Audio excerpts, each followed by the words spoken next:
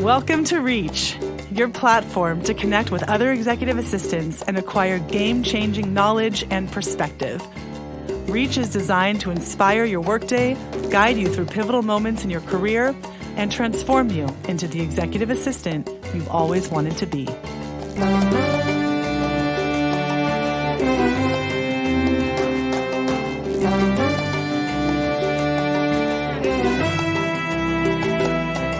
Hello, everyone, and welcome to another episode of Reach. This is Jessica Van, the founder and CEO of Maven Recruiting Group, and today I am joined by Courtney Puckett. Welcome, Courtney. Thank you for inviting me. Yeah, you bet. So a little context on Courtney. She is the Senior Executive Assistant to the CEO of Crunchbase.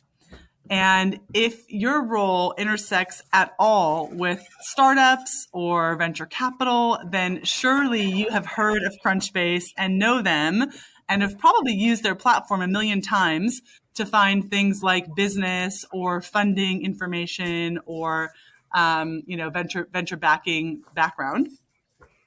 Courtney has been with Crunchbase for nearly 5 years, starting there as an office manager and ultimately taking on the role of executive assistant to the CEO, Jagger McConnell.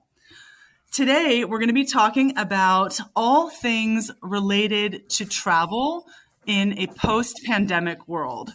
Obviously, COVID has really thrown a monkey wrench in travel planning and travel coordination and has layered on a bunch of different additional considerations. So Courtney does quite a bit of traveling in her role, in addition to being the brains behind booking any trip on behalf of, her executive or her company. So whether it's planning things like an event or an SKO, Courtney is the one to execute travel arrangements for all of the attendees. And today she's going to be walking us through her tips and suggestions for how to navigate travel post-COVID. So without any further ado, we're going to jump right in. So to start us off, Courtney, you mentioned that travel is one of your absolute favorite aspects of the EA role. I'd love to know more about why that is, and maybe you can help our listeners, spark joy in terms of their own approach to how they manage travel on behalf of their executives or companies. Yeah, absolutely. So travel is one of my favorite aspects of this role. I get to visit new and amazing places, but the best part really is cultivating connections in different industries and locations. The connections I make come in handy when, conflict arises in the moment or I have a new request. And then also in the future when I'm planning the same trip just in another year. And for one way to make it more enjoyable, is just view it as you're planning a trip for yourself, especially if you're not able to travel with your executive. You're less likely to forget those important details that will probably be needed. And, you'll add in things like hot restaurants or maybe events that are happening during that time that they may be able to attend. So view it as more of like a new and exciting project than a daunting task. Yeah, I like that. I mean, I think having the approach of just being really experiential about it and, what kind of experiences would you want if you were the one who was traveling and really kind of creating that environment for your executive? I like that. So to dive into this discussion of travel and post-COVID. So obviously, travel as we all know it has changed and evolved quite a bit due to things like mask mandates, although a lot of that has been lifted at this point. But nevertheless, as we've seen, they ebb and flow. Sometimes they're there, sometimes they're rescinded. So we have things like mask mandates. We have things like vaccine passports, COVID testing, borders that close at times, quarantine periods. I mean, it's just literally a litany of additional considerations that have to be navigated. So how have these requirements and regulations affected your work? And how much time do you spend now on, planning what was once a quick trip? How has that really changed post-COVID? So, right, with the ever-changing requirements, it can definitely be hard to keep up, and planning has become more challenging. right now I'd probably say spend about double the time planning a trip than I did pre-COVID, especially when I'm planning international travel. So right now I'm starting to plan an international trip where my CEO Jagger will be speaking at a conference. And with these trips, the different mandates get a little tricky. So it's important for me to be absolutely sure of what they are and what is needed. For example, the airline may have different requirements than entering the country itself. And the conferences usually have stricter requirements as needing to show a negative 48-hour COVID test to enter. So I will need to know things like where are the testing centers, what information and documents do we need to get into the country or onto the airplane. It can be a headache, but just constantly checking what they are in the city, state, or country that you're going to will help you be super successful. And that's really great information. Where have you found the best or most available, accurate, up-to-date information regarding things like this? Because, sometimes these things are managed, as you mentioned, at the city level. Sometimes they're managed at the state level. Sometimes they're managed at the country level, or even just at the business level, right? I mean, certain businesses may have a certain protocol that is different from the citywide level or the statewide ordinance level. So what have you found to be the easiest ways of extracting that information and making sure that it's current and up to date? Right. So just constantly checking what the airline needs. So definitely checking the airline website. And then from there, I mean, you can just do a quick Google search like COVID requirements to get into Portugal, for example, which is where I'm planning our next international trip. With that trip too, it's a large conference. So the website of the conference has a ton of information around what they'll need and then also kind of what the country or city will need as well. So just Google searches, check the airline website, check, the conference and reach out to your connections too if you're unsure of anything. Because, they may have more information than you're able to find. Great. Perfect. So you mentioned you're in the midst of planning this Portugal trip. I mean, can you tell us a little bit about what your process has been and how you've navigated some of the complexities, or what sorts of things have come up in your process of planning for this Portugal trip? With every trip, the planning process is a little different. For international, with this speaking conference, or where Jagger will be speaking at this conference, I start with the where, when, and why. So knowing the agenda and venue of the event allows me to book the right flights, hotels, and car services to ensure my executive is where they need to be and when they need to be there. And then once I sort out all those big details, I'll start to build out a detailed itinerary with information such as, time to leave the hotel, location of the stage or meeting, and dinner reservations with confirmation numbers. I always check what the traffic generally looks like during the times my executive will be traveling to and from a venue. So they know exactly when they need to leave the hotel or location they're at, or I can book a car service to pick them up at the right time. And with international travel, I always take into account the time changes and potential jet lag that may happen. So there's enough time to adjust ahead of the event itself. And one thing that's been super helpful with any trip or event I plan is I house everything in a Google Drive folder. So everything for each trip in there is the itinerary, must-know information, any on-site contacts, dossiers of attendees, and a map of the venue. So having everything in one place that's easy for me or my executive to reference it's very vital for these trips. And also stay up to date with the news that's happening in the state, city, or country you're planning to travel to. As we know, things can change county to county. So just always checking what's going on in that area, 1 to 2 months before will help you stay on top of what's needed. Yeah. And so, for instance, like with this conference that you're planning, is this a conference that is being hosted and run by Crunchbase, or is Jagger an attendee at the conference?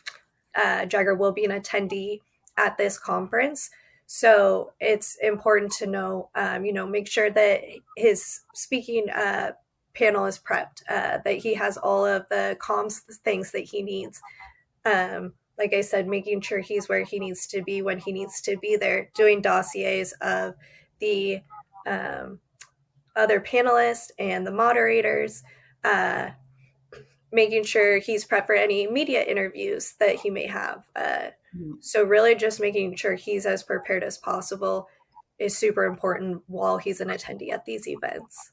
We talked a little bit about some of the additional things that you add to your travel checklist, right? And you mentioned things like access to COVID testing and, any specific testing requirements that a country or location may have, which is great. And I think that's a great insight.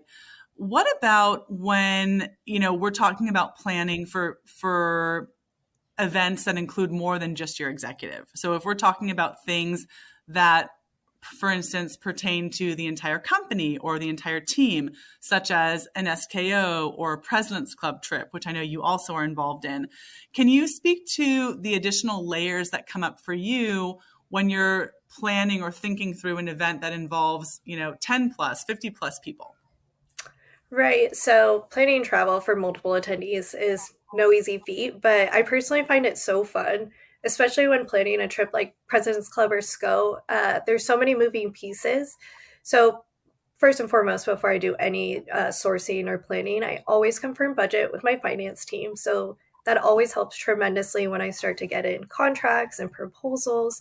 And then like for the sales kickoff trip we just did in April, I'll reach out to multiple hotels and venues to see if they can accommodate the numbers of rooms needed, have a space that we need for the event, and the requirements that my leadership or executives may want. So one thing that we've been cautious of is always finding restaurants that have outdoor locations to make sure everyone feels safe and comfortable.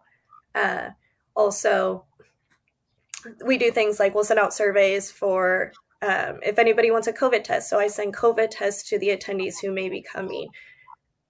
I give access to I use Google Drive to house all of the information. So I give access to the leadership and executive for visibility. So everyone is on the same page.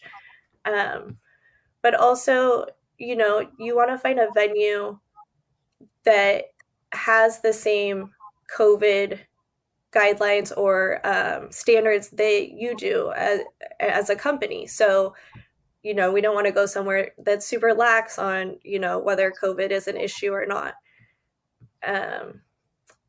And, talk to your executives and see what special requirements they want, like the outdoor restaurants.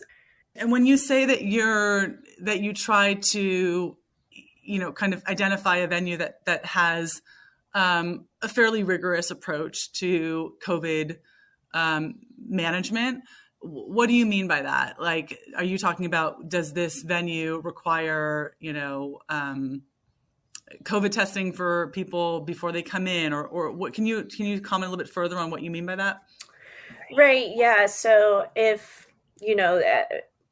I know a lot of places are doing it anymore, but like proof of vaccine. So, we do code of honor at Crunchbase. We ask everybody to send in, their vaccine card or take a 48-hour COVID test beforehand and, come if it's a negative result, but we won't ask to see the result. So we want to ensure that our venue, isn't just letting anybody, come in, that they are doing their due diligence in a sense that is up to our standards. So, all of our guests are safe and comfortable. Yeah. Yeah. And I think that's a key thing too, right? Is, how do people approach that now? And obviously part of hosting is like bare minimum is ensuring a good experience for your guests and ensuring that their comfort and their well-being are considered and safeguarded, but also that just experientially that it's a good experience. So I think, it seems to me that the burden on the event planner, in this case yourself, has really increased, right? Because you need to, disseminate what those standards are and what those expectations are, and make sure that everybody's on board, everybody's complying, so that people do feel comfortable coming. So there's just all these other additional layers, but I think a lot of it does come in at a policy level and saying and deciding, as you guys have done at Crunchbase, is what is our policy around this? What is our stance? Are we taking a hardline approach to this? Are we doing an honor policy? Are we making events optional for people? I mean, I think a lot of this really does happen at the leadership level to decide where do you draw your line, and then really upholding that in how you plan and, considering that and planning the event accordingly. Would you agree? Yeah, totally agree. And knowing those standards and being sure of them when you're sourcing a venue or restaurant and stuff, that's kind of where it can get frustrating, because you're going to get a lot of no's, or you're going to find a lot that conflict with your policy. So, and again, the most important aspect is making sure everyone feels comfortable, safe, has a great time, and enjoys the experience and gets the most out of it. So, I always make sure that everything is hit to make those things happen. Yeah, that's great. Have you ever encountered a situation where you have had a COVID outbreak at one of your events, like an SKO or a President's Club or something like that? And how have you had to manage that logistically? Thankfully, we have not. So that is not something I've had to encounter yet. I know that if it did happen, we would probably let all the attendees know. But again, I haven't experienced that, so I can't really talk too much to it. Yeah, well, you're one of the lucky ones, and I have to say, Maven, knock on wood, is been very lucky as well with every group event that we have hosted. Post COVID has thankfully not had any instances. But that's amazing. It is amazing. I'm so grateful. And I mean, we do a lot of the same things that you're describing. We have required COVID tests before arrival. I mean, we do as much outdoor, activities as we possibly can.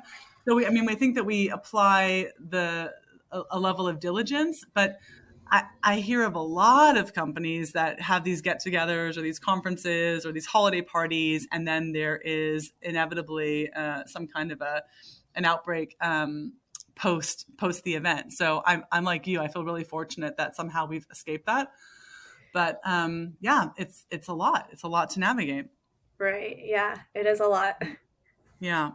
So what additional words of wisdom do you have for our listeners whose heads may be spinning around what to do when it comes to booking travel these days, and how to really take it all in stride? Do you have any further advice to make this be less of a headache for them, or to feel less daunting? Yeah. So if you haven't already, have a one-on-one to talk through how your exec usually books travel for themselves. I had one of these with Jagger a couple years ago, and it helped tremendously because it gives you insight into their thought process and preferences that will be helpful for you. So, for example, if flying into New York, they may prefer Newark Airport over JFK. And again, how's all that information, like their preferences, airline, seat requirements, any loyalty numbers, like for hotels or airlines, and have copies of their vaccine card, ID, and passport if possible, because having all this information in one area and on hand will really ease the process with planning. And then again, always do your due diligence and have answers for any questions that may come up. And then always be kind and patient. It's always going to be a struggle, especially now in this post-pandemic world. But just being kind and patient will always get you farther. Yeah, I really like that, Courtney. I think that's a really, really smart and astute point that you bring up about this. Is just, to me, it's like it's one more thing that you as an executive assistant need to take into consideration, right? So before it was, hey, how does my executive like to travel? What types of accommodations do they like to stay in?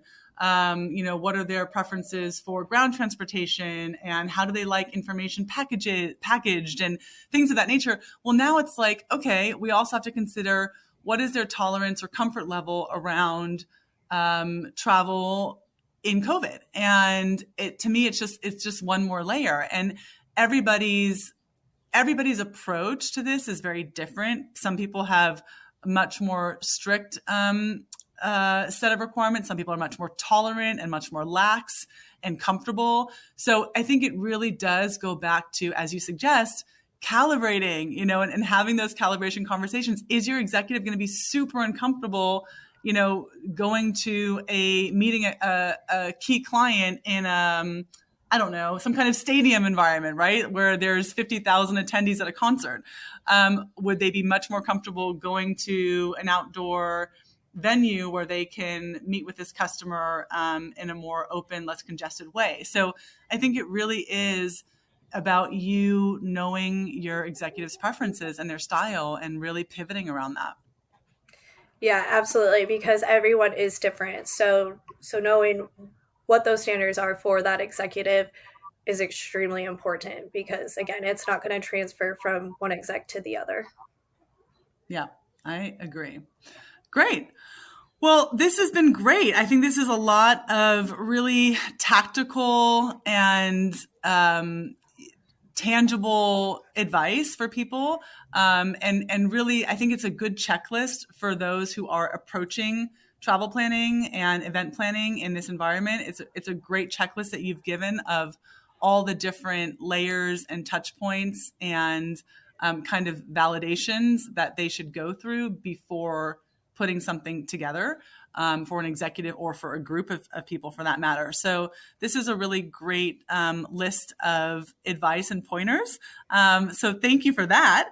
And I just have one final question for you, which is our key question to all of our guests. And that is, if you had the opportunity to support anyone in the world, whether it's modern day or post in history, who would you choose and why? So I thought about this one a lot, and I came to Jackie Kennedy, actually. And not only because she was fabulous in all of the senses, but she really cared about making the world and our nation a better place. From restoring the White House to have it, be a museum of American history, to promoting the arts and just being an ambassador of goodwill. Jackie really did it all. And what I love the most about her is her first and foremost priority was raising her children to be kind and respectful humans, which I believe to be the most important role in the world. Yeah, that's actually a really great, that's a great answer, and one that I don't believe we've had yet. Yeah, and I'm sure, those closet purges wouldn't have been so bad either. I know. You could have been on the receiving end of some of those. Yes. Yeah, that's great. Well, thank you so much, Courtney. I very much appreciate you being with us today. Thank you for this great advice, and wonderful to have you. Thank you for having me. I loved it. Reach is brought to you by Maven Recruiting Group, who specializes in placing executive assistants and support staff to the Bay Area's most prominent executives and companies. If you've enjoyed being part of our podcast community and are interested in becoming part of our candidate community, we're currently hiring for roles in San Francisco, Silicon Valley, and Los Angeles. You can visit us at www.mavenrec.com to see some of the roles we're currently working on and to submit your resume.